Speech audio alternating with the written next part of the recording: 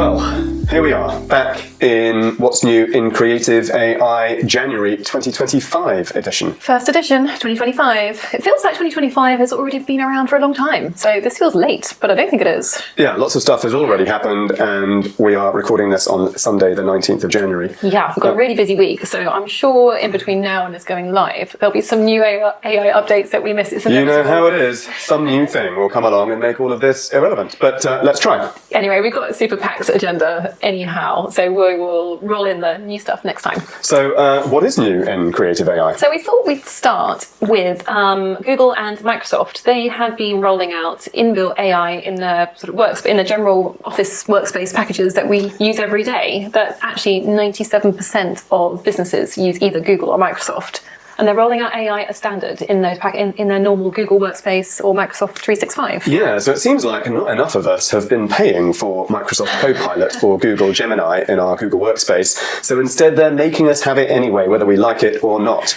So we're seeing AI go from an opt-in service that you choose to have to something that you now have to opt out of. And in fact, I think with Google, you can't even opt out of it. You can't even opt out. I think what Google did, so originally you had to pay $20 more to get the AI stuff in Workspace. I guess the uptake was super low, so now they've added it in as standard, but now everyone pays $2 more for accounts. I think that's from April. Yeah, and Microsoft have kind of done do allow you to opt out. So they've put Copilot into all of their Microsoft 365, even their family accounts, and they do charge you a bit extra for it, but you can choose to roll it back to a classic account with no AI assistant. So what does this mean? So we are Google users ourselves. We are.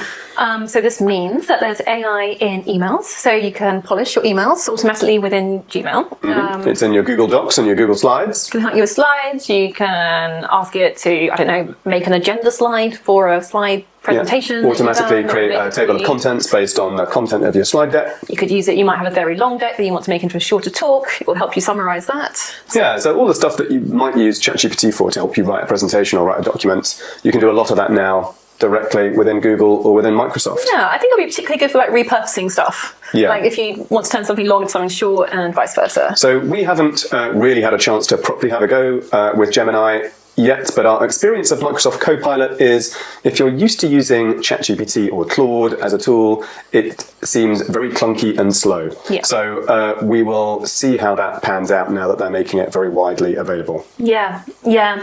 But for us, I think the key thing here is like if we sort of take a step back and look at the kind of mega trend here, is that everyone is going to be using AI by default. Mega trend is a great word, by the way. And I guess what does that mean for the world of work? Yeah, so, AI tools, we do a lot of surveys in the businesses that we go into, and probably still only somewhere between 10 and 20% of people are regularly using AI tools in their work. Now, suddenly, we're going to see everybody has access to these tools, whether they like it or not, and people are going to start using them. So I suspect we're going to see AI tool adoption increase quite rapidly. Yeah, but not just that. Like, I mean, it is going to increase rapidly. But I think what we're going to see is that people might not know how to get the best out of it, and so it's still super important that even if you've got it on inbuilt, unless you know how to interact with it really well, you're not going to get the best value in your business out of it. So. Yeah, those of you that have been on one of our AI activation workshops will know that, English is the new programming language, right? Yeah. You need to structure your thoughts, you need to give it context and data to be able to get really useful answers out of these tools. But, people have to learn how to do that, right? It doesn't come naturally, and it's not how people are used to interacting with computers. So although everyone will have access to these tools, I think it'll be a while before we see many people really feeling the productivity gains from them. But I think once people have really got to grips with how to use them well, what it's going to mean is that where people spend their time in their jobs will slightly shift. The things that used to take people a long time will take less time, and perhaps things that, and then there'll be other things, for instance, some parts of research, for example, that we might have done more lightly, that now within that smaller budget we can do much more broadly and deeply because AI can help us do it. So actually what I think it might start to mean is over time is that job roles or job descriptions will start to shift because AI will mean we're spending our time in different ways. So for me, the key takeaway here is about as business leaders, we need to really start to understand that and be really cognizant of it, that AI just being freely available to everyone is going to slowly nudge people's roles in different directions. And this is the AI transition underway, right? The disruption in the workforce is going to begin. And for those of you that have been on our AI for Leaders course, where we talk about the stages of AI maturity, this is what we talk about at that sort of stage 3 of AI maturity, where you're actually starting to change the shapes of your teams, reconfigure the shape of your business because of AI, meaning that what you spend your time on is different now. So, this is the first sort of real step towards seeing that start to happen. And, that's really going to play out over the next few years. But the key thing is it's happening without us asking it to happen. It's just going to happening anyway. So I think my call to action for everyone watching this is just to realise that, I guess. Yeah, don't sleepwalk into it, right? No. Think about what this might start to mean for your business. Give people the skills to adapt. Give your business the space to think about this, to understand how your business is going to need to adapt. Yeah, because once job roles start to shift, that means the shape and size of teams starts to shift, which means the shape of your organisation starts to change, and that can be super exciting and move innovation forward, but only if you're proactively doing it. Yeah, so that's the sort of big picture with what's going on in AI right now. Yeah. But let's drop in now on something that's like just a really specific tool that's actually super, super useful. And that is Google's new Deep Research, which Emma's been having a play around with. I have this morning. Like we were saying how actually we're slightly skeptical about Gemini as a sort of like a chatbot similar to ChatGPT and Claude. Personally, we prefer using ChatGPT and Claude for that kind of thing. But their very specific tool, Google Deep Research, is really, really interesting. I'm just going to get it up in front of me so that I can see a little bit, I can talk you through what I did. So Google Deep Research is it's a tool that you can ask it. It's like your research companion. It is actually the beginning of a sort of agentic AI, so it's an AI agent. And what it does is you tell it what the research topic is. It develops a plan, and then it goes off and finds all the research information. It decides for itself how best to do that. And you get to, it shows you what its plan is going to be and asks you some questions, and you get the chance to modify that plan slightly and perhaps shift its focus on, whether you want to explore just a particular geography or just a particular timeline or something of that nature. So you have quite a lot of control about exactly what you get, and you get to talk about what format you want the answers in as well. Like, what's the ultimate purpose of this? Do you want a 2,000-page report, 2,000-word report? Who wants a 2,000-page report? And things like that. So you get to customize how it goes about the task, and then it goes off and does it. It does it, but it's not like using ChatGPT for research, for example. It's doing it in slow time, and not slow time compared to how long it would take me to do it myself. But it is. So I set this off, this piece of research off a couple of hours ago now. I think, and it's still thinking about it now. Yeah. So it's not like ChatGPT search where you ask a question and you get your results back 5 seconds later. It's giving us updates as we go along, but it says it's still working on some of this stuff. Yeah. So we tested it on a topic that we know really well, so that we can see how good the research is. So Jules is a photographer. He's really interested in the history of the rise of digital photography and the transition from film photography to digital photography and what that meant for the industry. You can kind of liken it to what's happening with AI now with some creative tasks. So we thought, well, rather than ask something that we don't know, why not ask about something that we do know, and we can see if the answers are any good or not. So what we've seen come back so far, it's actually picked up on quite a lot of the nuances of the transition to digital photography that took place in the 2000s, which I was part of. I was there. I was part of that change. So I know whether these things are true or not. And I would say it's picked up a lot of the things that I would talk about the resistance of some people to the change, about the creation of new roles, such as digital retouchers and digitechs on set. It's managed to pick up, the demise of dark rooms. It's talked about the change in fee structure as we moved from day rates to sort of project fees to cover things like editing and retouching that then became new parts of a photographer's job that didn't exist before. So it's actually it's picking up a lot of the nuance, and certainly a lot better than I would have imagined a ChatGPT search to provide for us. Really, really well. Even things like the impact on pricing and profitability, can't say that word very well, for commercial photographers and, I specifically asked it just to look at the UK commercial photography sector, thinking that was, if you're doing this kind of research for a client, you're going to need that sort of specificity. You're going to be able to specify a market, a niche that they're in. So far, it's still chugging 2 hours later, but it definitely seems like it's on the right track, and certainly is the kind of information that somebody who didn't know that topic would have taken them a long time to develop that level of understanding. Yeah, and what it's going to give back to us, it's suggesting, is a focused report. And data visualization and specific case studies of commercial photographers in the UK, and lessons learned from that sort of industrial change and the trends that come out of it. So we didn't ask it for that specific stuff. We've told it in general what we want the output to be like, and it suggested that. So really interesting. So watch this space, but so far it looks very promising. Bear in mind, of course, it can only access publicly available data. So, market research reports that are held behind the paywall of Statista and other and Mintel and others, it's not going to have access to those. Yeah, and a lot of academic papers that are behind some of those too. But if you do have access to that academic research, you can use Google Notebook LM. You can take that research and you could upload it to Google Notebook LM as a companion to Google Deep Research. So almost, I think what we can see happening is Google Notebook LM becomes your sort of hub, right? And Deep Research becomes one of your sources. You ask it to go away and give you the 2,000-word report. You load that into Notebook LM, and then you can add other sources into Notebook LM. Maybe it is the Mintel research that you paid to download. Maybe you do put in a Reddit discussion thread to see, well, how are people reacting to this thing? What's the actual consumer sentiment around this stuff? Maybe you've got some sentiment analysis from social media as well that you can put in, and combine multiple sources in Notebook LM with Google Deep Research being one of those things that's given all of that background and context. So I think these two tools together start to become really powerful. Really powerful. And I think, with the rise of AI agents, so AI that can go off and do tasks for itself and come back, it shows that how being really specific, like with the use case, helps them be very successful. A lot of trials with sort of broader general use agents have come back that they're still quite... they're quite flaky. Yeah, they get it wrong too often. And we've seen that with Claude's computer use demo, for example, where the agent was actually interacting with the computer screen and interacting with the application on the screen, but it's not reliable enough yet to do for anything important. But obviously, these agents are operating, within their own environment.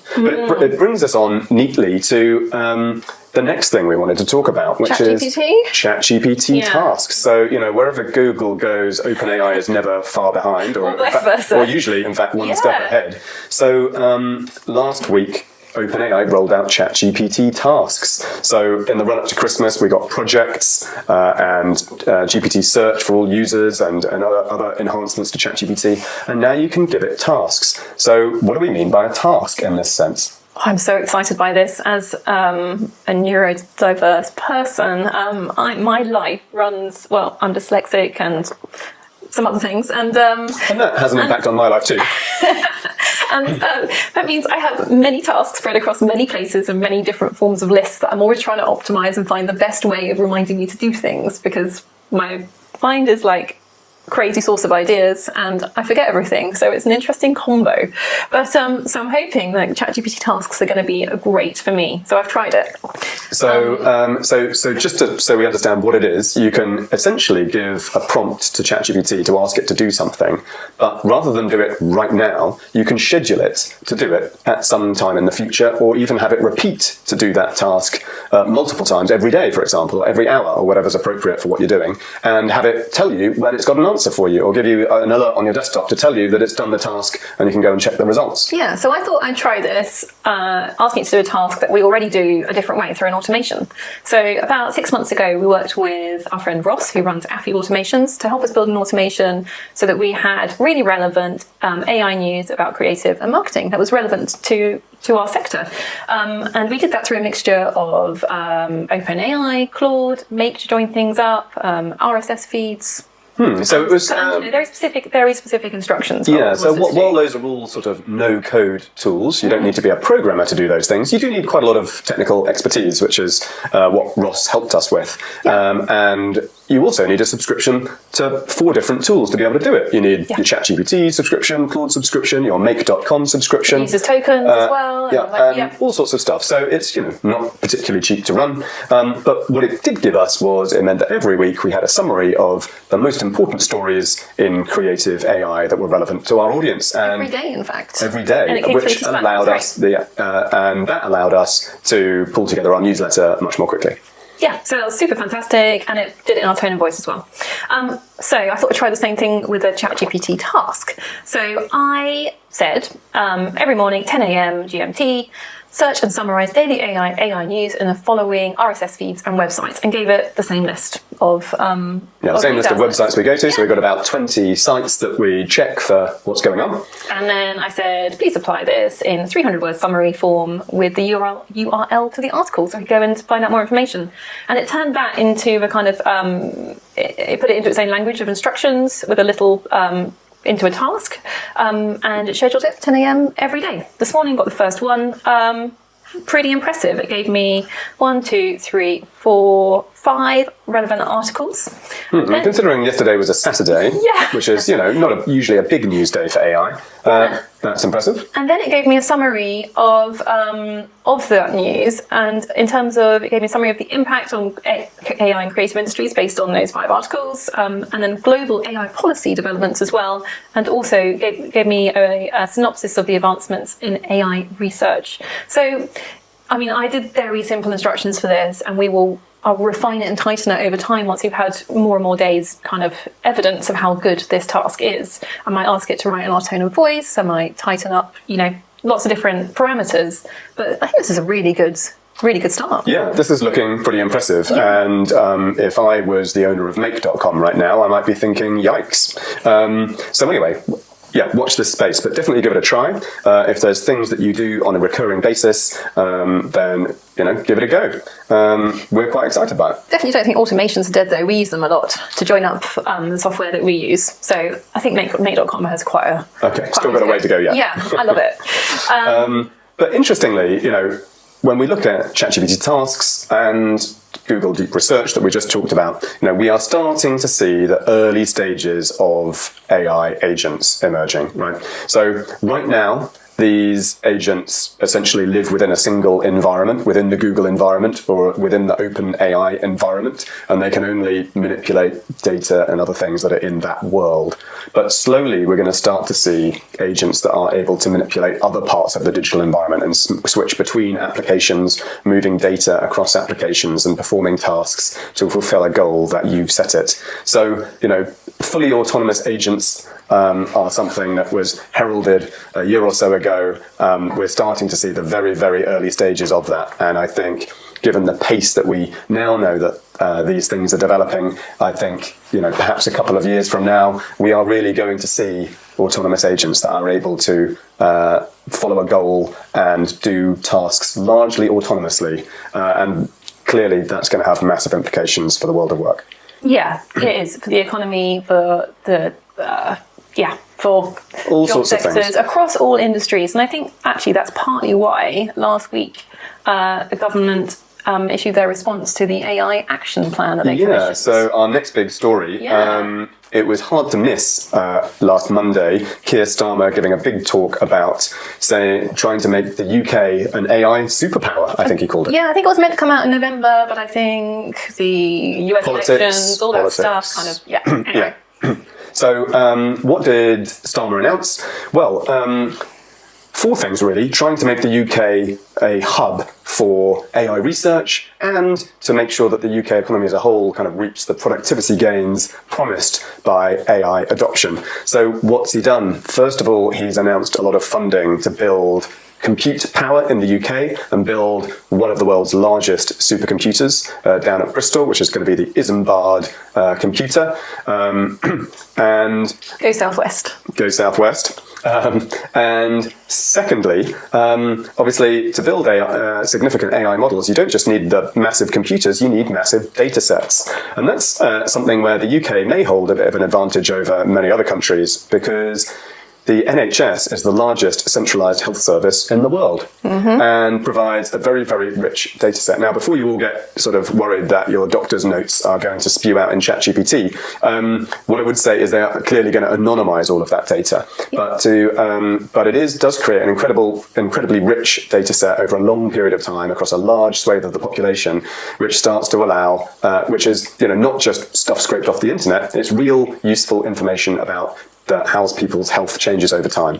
And so that's quite exciting. They're also looking at creating licensable media libraries as well to train on text and image as well without infringing people's copyright. Yeah, so there's a real kind of change in approach with the Labour government compared with the last government, which last government was more cautious around AI. And I think this government are really using it as an opportunity to stand out worldwide. Yeah, so not just the investment in computing and data. The third thing they're looking at is AI skills adoption. And so we're not quite sure what form that's actually going to take yet, but they realise that to reap the productivity benefits in the wider workforce, people need to know how to use this stuff. Which is kind of what we do right now with creative and marketing teams. How do you actually get the best out of these tools, use them to improve the quantity and quality of the work that you do? And so, given how disruptive AI is going to be to the economy over the next decade or so, it's great to see Keir Starmer, going on the front foot with this stuff. I think he's the first politician of a major country we've seen talk seriously about the impact of AI on the economy and how you can start to prepare your country to be on the front foot with it. Yep. So that's great. I mean, given just how disruptive we think this stuff is going to be and how rapidly these changes are going to come, I think every country really needs to be thinking very hard about the changes to their workforce, how they can equip people to stay in employment and be relevant to their employers going forwards. I mean, it's really big numbers. In the report, the government are saying they're expecting productivity will double within 5 to 10 years because of AI. That is huge. Yeah, when productivity gains are normally measured in sort of terms of 1 or 2% a year, we're talking a doubling within 5 to 10 years. Yeah, so so really welcome news there, but I think government are setting up the teams to lead this as we speak. So we'll start to see the actual tangible things that come out to support us to do that upskilling over the next few months and years, I would expect. Yeah, and it's interesting that they're also trying to take quite a responsible approach to this, in that they've also put together an AI Energy Council to look at how do you actually power these massive data centers that these AI models require in a sustainable way. So again, we don't know what that looks like yet, but clearly they're thinking about how do you do this, using wind, using solar, perhaps using nuclear. We've still got 2 nuclear plants under construction in the UK right now. But how do you do this without increasing the UK's carbon footprint? So reassuring government are thinking about it. Brilliant. Are they thinking about it fast enough? Let's see. Yeah, so it was a big week in AI for the UK last week. Yeah. It was also a big week for Spark. It was massive. Yeah. Huge. Well, yeah. So, do you want to talk about your Oxford debut? Yeah, so on Wednesday, I took the train to Oxford, and after 30 years, I was back at university, but this time on the other side of the lectern.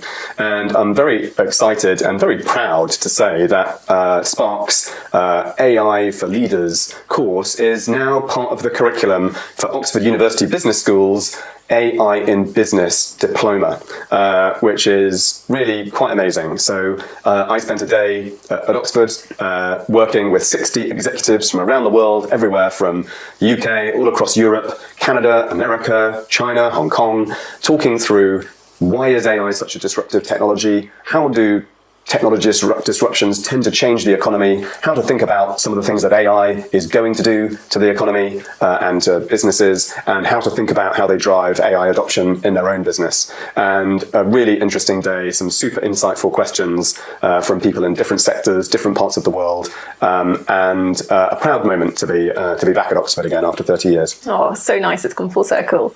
So that's the part of the AI for Leaders course that Jules lectured on. there is part of our AI accelerator, which you'll see on our website. But we can do but we also run the AI for leaders course separately as well. Yeah, so it's really exciting to see our AI accelerator program get recognised by one of the leading business schools in the world. Yeah, fantastic. Really, really cool. So you could be a part of that too if you want, without having to pay Oxford University fees. And there is a lot of other stuff going on with Spark in the coming weeks. Yeah, we've got lots coming up. So last week I ran a webinar with Girls in Marketing. I've got a couple more of those in the same series coming up in February and March. So that's a community of 400,000 women working in marketing. Yeah, so cool.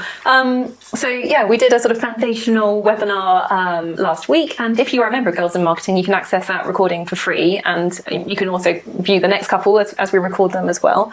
And then we've got a couple of events coming up as well. So our AI activation workshop, which we know some of you have attended, we are running an open ticketed event in Bristol on January the 30th in the afternoon. Still got some tickets available, so you can, we'll put the link below, but you can also find it in the events section on our website.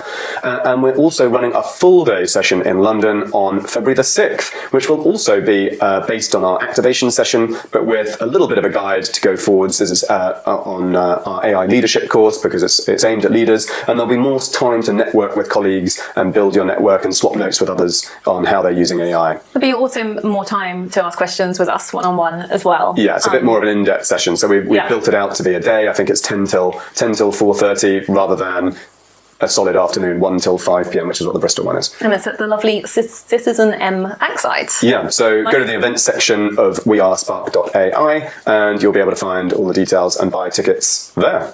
Cool. Busy. Yeah. So, anything else? I think that's it. Let me just check my list. Just loads of... yeah.